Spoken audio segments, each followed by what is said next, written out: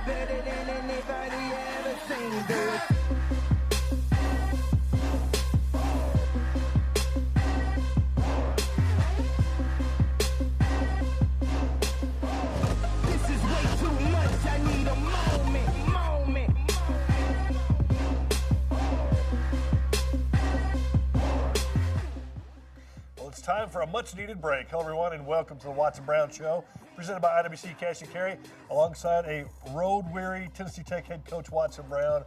I'm your host, Buddy Pearson. Well, after playing 6 of their first 9 games on the road, the Tennessee Tech Golden Eagles finally have a much-needed open date.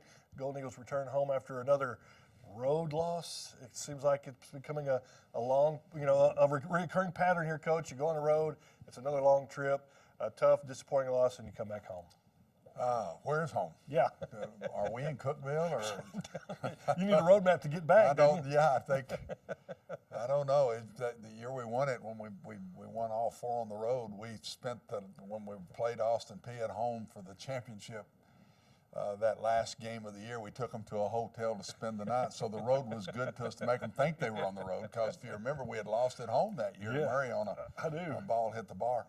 But it's a little different this year. We're glad to get back. We've only been here 3 times the whole season, and we need this open date. We're really sore, and look forward to playing the last 2 state universities here in Cookeville, Tennessee. Yeah, the Golden Eagles got off to a good start and even took the lead early on as we check out the first half highlights against Southeast Missouri, brought to you by Wendy's Breakfast of Cookeville. Head up to Cape Girardeau, Missouri. It was a peak-out day for the Red Hawks.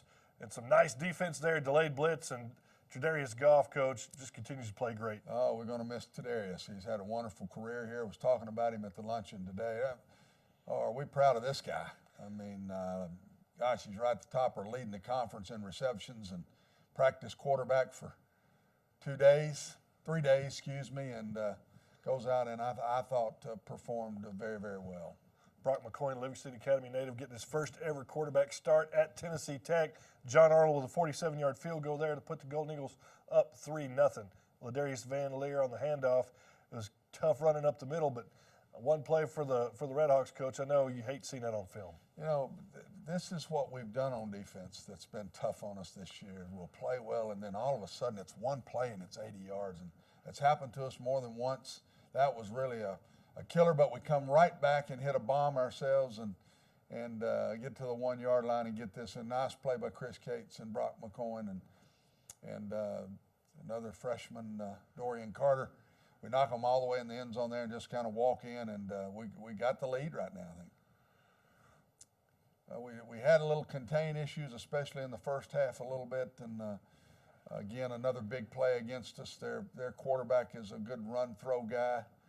A good hit right here, but got to lock up. That guy's like a bowling ball. Look at him; he just keeps going. Big guy, but you got to go at him low. He's so much bigger than our guys. And good job here. Tried to run a quarterback draw, I think, and we had a little blitz on, and that was a good play for us.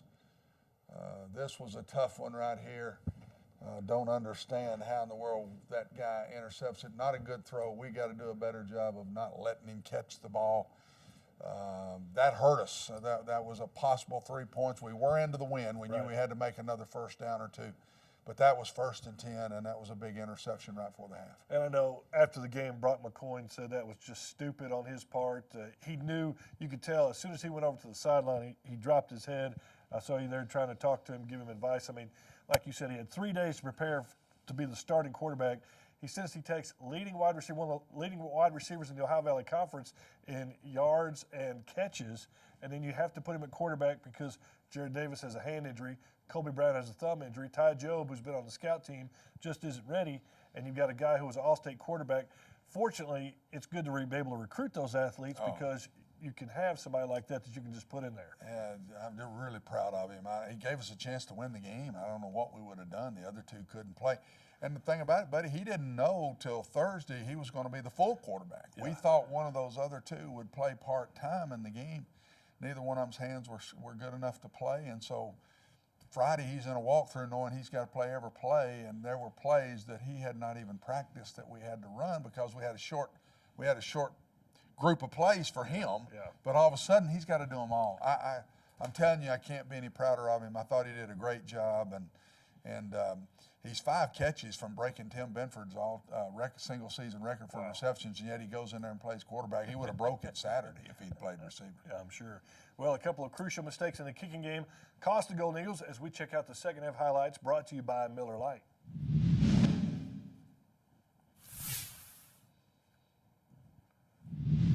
Ladarius Van Leer, when he gets an opening, coach, he knows what to do with it. Yep, he's been this for us for 4 years. We're very proud of him. He's had a really nice career here and played in the state championship games, the TSSAA state championships at Tech. And nice back shoulder throw that the receivers thought would be a good play in the second half for us. And this was a good play by them, but yet a missed assignment up front by us in the offensive line put us in a long yardage situation, and we couldn't make it up. I thought we played good defense other than that one long run all day long. The 2 punts, I don't know if they're on here.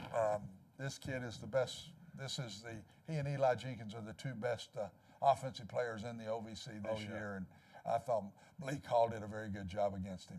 Yeah, he did. That's McRoberts who is going to. These are the 2 plays, buddy, that cost us the game, and we hadn't had a block punt here in 2 years. It was just a poor execution up by one of our up front guys. This ball hits us right in the arms, and we drop it. But the third quarter, 2 punts and then 1 turnover, that's 17 points that really our defense had nothing to do with. And here's the other play on special teams. So uncharacteristic of our punter. You cannot punt the ball to this guy, low line drive in the middle of the field. And we just did. That's poor punting. That's all that is. And our players couldn't get down the field, and that was the difference in the game. We kept fighting. We got us another score here, trying to get back in the game. There's another freshman, Austin Hicks, that's starting to step up, another freshman, Dorian Carter, that takes it in to score. Kids are really playing hard. They're frustrated. We've lost 5 straight, and it's hard on us. This score came when we went for a 4th down late in the game and gave them the ball in their end of the territory. Complete missed block right here by our running back. Brock comes out of that. Look at that move right there he puts on the guy. I tell you, he just makes plays, Coach. It's just too bad he had to fumble on the last play that he was in there. But as I say, he may not have graded great as a quarterback, but for 3 days he graded A as far as I'm concerned. Just a competitive young man and absolutely one of the best leaders on our team. McCoy, 13 of 27, 192 yards. 2 picks. Chris Cates, 1 reception, 47 yards. That was the bomb. McCoy, 27 rushes, 96 yards. There were 7 sacks there for minus 50 yards. He actually ran for 146. Yeah. And then Van Dieven, the freshman quarterback there, looked very good. He's a very athletic young man. But it was McRoberts, like you said, one of the best players in the OVC, the wide receiver. He's 6'4", 6'5". He's about close to 6'4", about 215. I mean, this kid's an NFL player. I'll be glad when he's gone. This is it for him. And like I say, I think he and the quarterback at Jacksonville State are the 2 best offensive players in the OVC. And I thought we did a pretty good job against him, tell you the truth. Yeah. Malik Hall covered him most of the day, and I think he had 4 catches, and 2 of those were bubble screens. So I think we did a pretty good job with him. Speaking of Jacksonville State, the Ohio Valley Conference Championship may have been decided as we go to the OVC scoreboard, brought to you by Haibu. And, Coach, probably one of the most shocking scores I think that I have seen all season It was Jacksonville State shutting out Eastern Kentucky, 13th ranked Eastern Kentucky, number 1 ranked Jacksonville State, 34-0. I just, after watching both of those teams, I thought it would be just a great football game. Totally blown away by that. Elsewhere, Eastern Illinois goes to 5-0. Now, just 2 undefeated teams in the OVC. They handle Murray State, and it was TSU and Austin Peay. Tennessee Tech's next 2 opponents, the Tigers, win it 20-6. Austin Peay still without a win. And, of course, the Arkansas Razorbacks, as expected, defeat UT Martin 63-28. Coach, your thoughts on that Jacksonville State, Eastern Kentucky? Just dominant defense. Eastern Kentucky had less than 200 yards of offense. Wow. That's amazing to me. And Jacksonville State had 500 yards of offense. It was just a dominant day all the way around, and very shocking. I thought Jacksonville State would win the game. I really did, but I did not expect that. That's going to set up a showdown later on. I think Jacksonville has to go to Eastern Illinois. This week.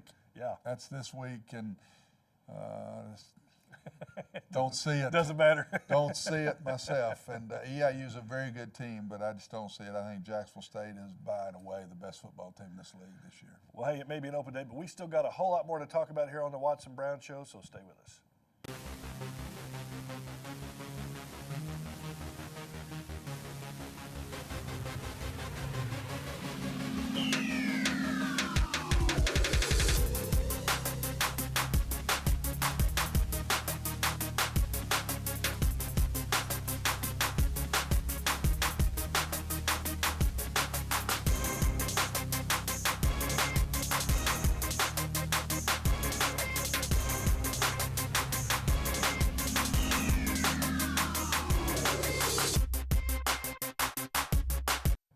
Welcome back to the Watson Brown Show. You know, TTU will be losing some quality seniors when the season ends, and one of those is offensive lineman Justin Ivory, who is in this week's Golden Eagle Player Profile, brought to you by Zaxby's.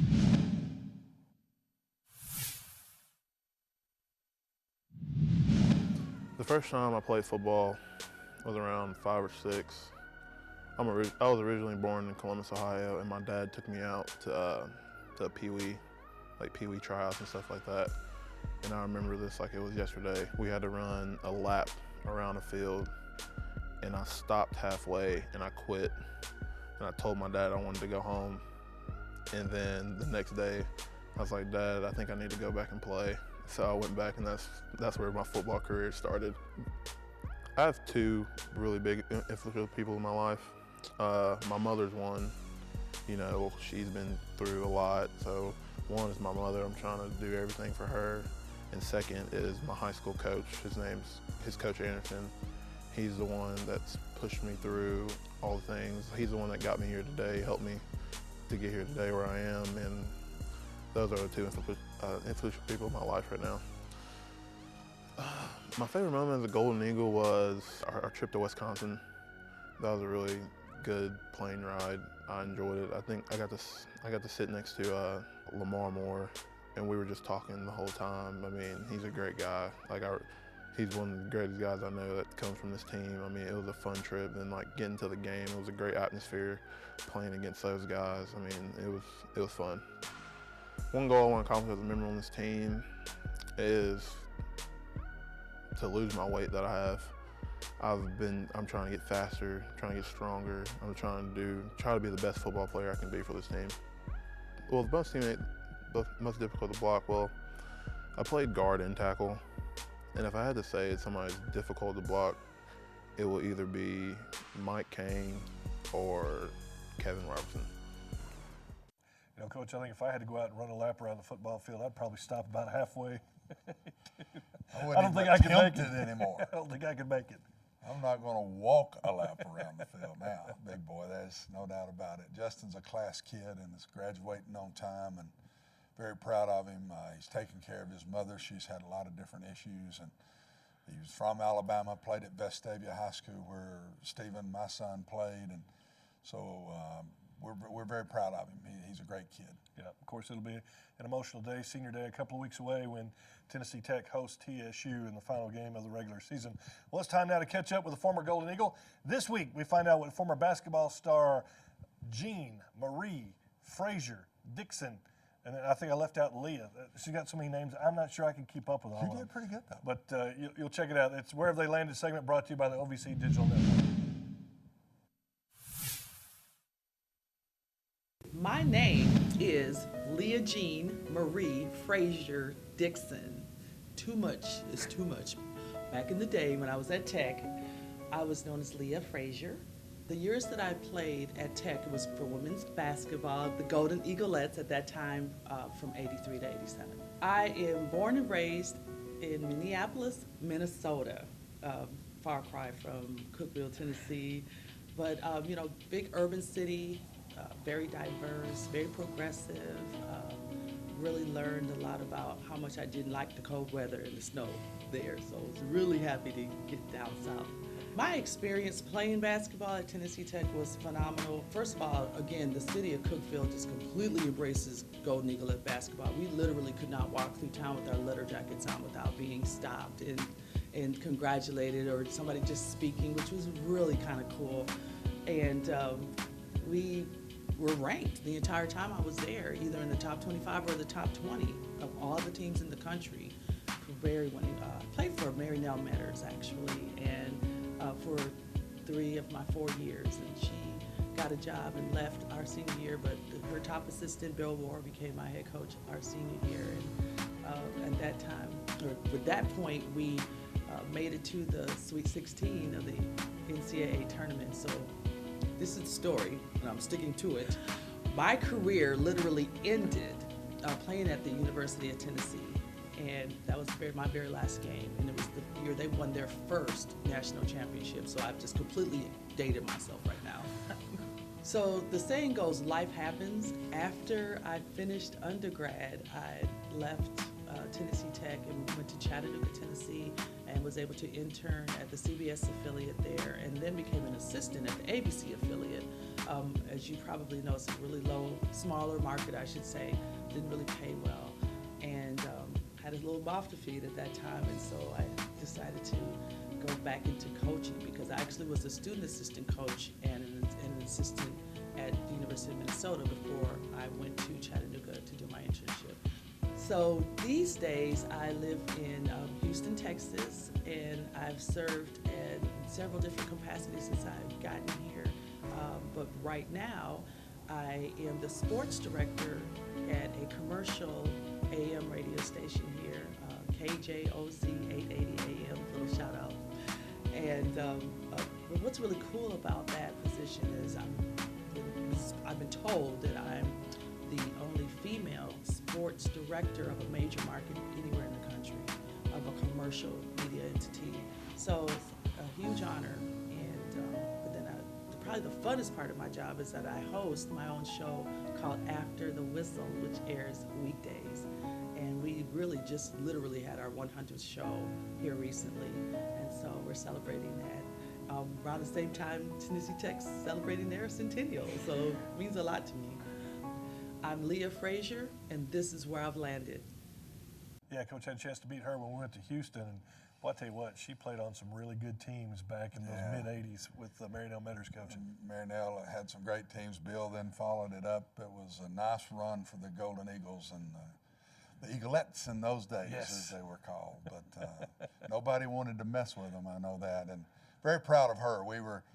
She did a Tennessee Tech week that whole week when we went to play the University of Houston, and I was on one of her shows, and that was neat. And she's a very proud Golden Eagle. Yeah. We're very proud of her too. Yeah, very neat story. Well, it's tourney time for TTU soccer, and here to tell us more is Dylan Vazano in this week's Golden Eagle Update. Dylan.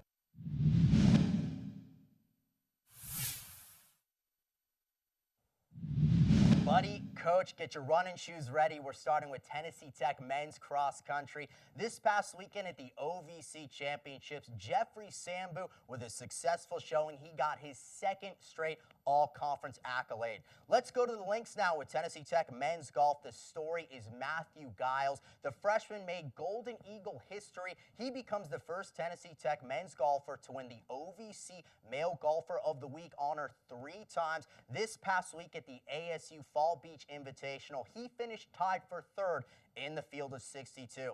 Now the moment you've all been waiting for here on the Golden Eagle Update. That's right, we're talking Tech soccer. It's playoff time around these parts, but the Golden Eagles first smacked an exclamation point at the end of the regular season with a 1-0 victory over Morehead State. What does that mean? Well, they finished in second place for the first time since 2000. They got the number 2 seed in the OVC tournament. So a first round bye, they go straight to the semifinals, where this Friday they will play Southeast Missouri over in Murray, Kentucky. The championship is scheduled for Sunday. That's your Golden Eagle update. Buddy, back to you. All right, thanks, Dylan. Appreciate that. Coach, don't go anywhere because we got a lot more still to come. We got our Kids Corner, we got our Centennial Moment, and we're going to see how you're going to spend a couple of days off and an open date. So I want to hear all about that. Very good. All right, stay with us. There's more Watson Brown Show coming up. In the NCAA Division I Football Championship Subdivision, the game is played with perseverance, integrity, passion, character, and sportsmanship. As he works to honor the game and respect his teammates, opponents, officials, and fans, every FCS player grows in his responsibilities as a student athlete and as a member of his campus and community. The NCAA Division I Football Championship Subdivision. Every down, every day. Welcome back to the Watson Brown Show, presented by IWC Cash and Carry. You know, it's time now for our Kids Corner, brought to you by Pepsi. This week, Singway Eichelberger. Why do I get all the names? This is the show. This is like the all-name show. We call him SIP, so that Sip. make it easier. Now you tell me. SIP answers questions from a third grader. Take a look.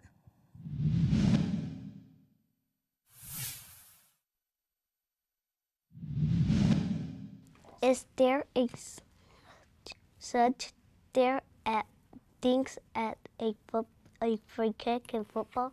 Yes, there is such thing as a free kick. Like at the beginning of the game, you do a coin toss, and whichever team chooses to kick or receive, the team that chooses to kick, that's the free kick of the game, to start the game off. And then once you score, you can get an option to kick a field goal, and that'll also be a free kick. Why do you guys wear pads and helmet? When you're passing your helmet, that's basically for your protection, to keep you safe while you're playing the sport you love. In football, do you get penalty? Are you good at football? Yeah, I am good at football, and you do get penalties if you do something that you don't supposed to do. So you got to keep it within the boundaries. Can you teach me to play football? Yes, I can teach you how to play football. There's nothing to it. Who teach you to play football?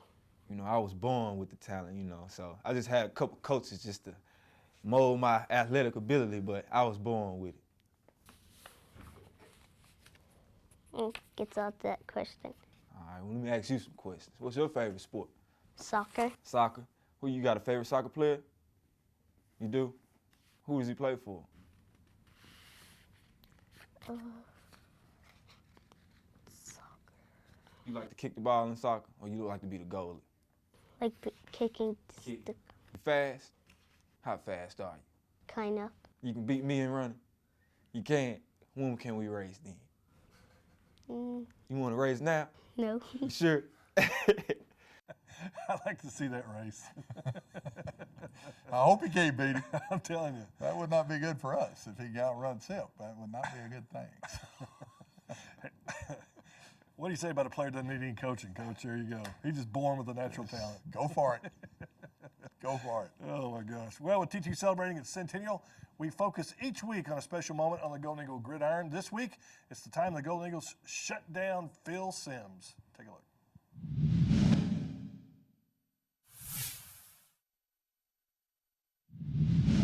Phil Simms enjoyed a Hall of Fame career in the NFL, named MVP after winning a Super Bowl with the New York Giants. He was outstanding in college as well. But one game that he might prefer to completely forget was the day he brought his Morehead State Eagles to Cookeville to tangle with Don Wade's Tennessee Tech Golden Eagles. Not only did Tech hand Morehead State a 28-13 loss in Tucker Stadium, but Simms and company managed just 1 yard of total offense, a number that still stands as a record for the Golden Eagle defense and an Ohio Valley Conference record. Tech was led on offense by quarterback Gary Purdue, who scored 2 touchdowns and passed for a third.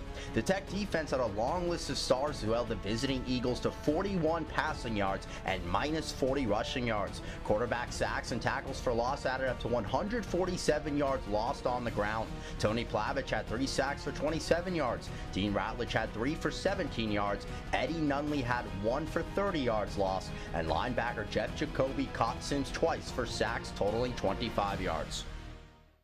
Now that's playing some defense when you only allow 1 yard of offense. And Phil Sims is the quarterback. Phil Sims is the quarterback. I think that was the last OVC championship before we won it in 2011. 1975. 36 years in between. Yeah. There's some good teams right in that time. Yeah, some good players too, as you saw right there. Well, the Golden Eagles have an open date this week before hosting Austin Peay for homecoming on November 7th, and then TSU for Senior Day on November 14th. Coach, I'm sure, like you said at the top of the show, much needed break. Probably gave the guys a few days off. And what do you work on now when you get back to work and you have an open date? You know, if you have an open date earlier in the year, you really spend a lot of time on fundamentals. I think at this late date, we'll just get extra days on Austin Peay and a little bit of fundamental work. We won't be able to put much pads on them this week because we just beat to a pulp and gave them off Sunday, Monday, and we'll practice Tuesday, Wednesday, Thursday, give them off Friday and Saturday, and then come back on Sunday and have our first real heavy practice for Austin Peay. 2 very important games left: homecoming, Senior Day, and 2 state universities. This is we're playing for pride at this point. Sure. And I just believe these guys will show up and have 2 really good home football games. Well, I can't think of 2 more. 2 rivals that they would get up for than Austin Peay and TSU. And seeing TSU at the end of the season now, I like seeing them at the end of the season. Well, I don't like seeing them ever. They are a good-looking bunch when they walk on the field, but we will look forward to these 2 football games for sure. And you've got 4 quarterbacks that you're looking at between now and then. And one thing we can say, we got experience at quarterback. Yeah, sure do. I don't think anybody in the country has played 4 quarterbacks in 4 weeks. I think we've just broke a record, and I know we've broke a record at Tech. We played 3 when my son had to be the receiver that went and played quarterback. Now Brock had to do it. So we'll find the right one for these last 2. All right, Coach, enjoy your open date. We'll be back next week with more of the Watson Brown Show. For Tennessee Tech head coach Watson Brown, I'm Buddy Pearson. We'll see you next week on the Watson Brown Show. The Watson Brown Show has been brought to you by IWC Cash and Carry, Zaxby's, Wendy's Breakfast of Cookeville, Miller Lite, Haibu, and Pepsi.